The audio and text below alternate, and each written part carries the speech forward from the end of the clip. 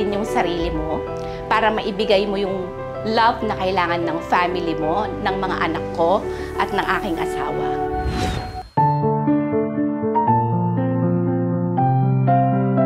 Hello po, ako po si Ann Santiago, 43 years old po. Dati po akong OFW, tas ngayon po ay isang full-time mom at nagsa-sideline po as ukay seller ng mga bags.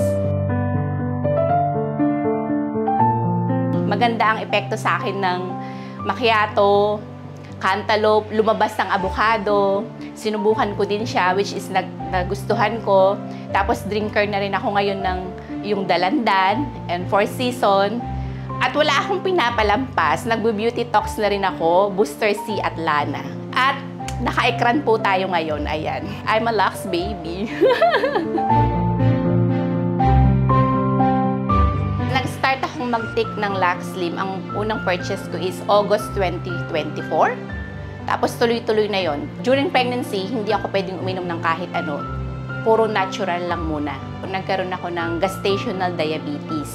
Kung hindi ko iingatan yung gestational diabetes ko, pwedeng hindi na siya ma-revert back to normal. Kaso ang iniiwasan niya is yung pre-eclampsia kasi may tendency rin na tumaas ang aking blood pressure.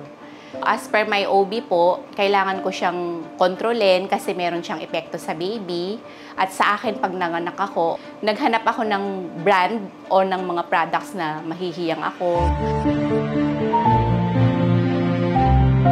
Tapos hanggang sa na-discover ko nga na si Miss Ana pala ang may-ari ng Lux Slim.